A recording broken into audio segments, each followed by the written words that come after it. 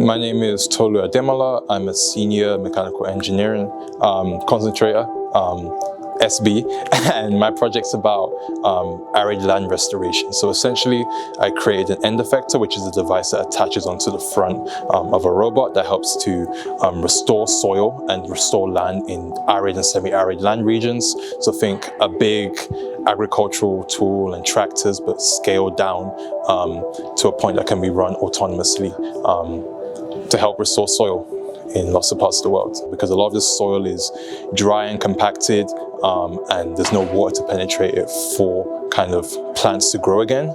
So this helps for that process.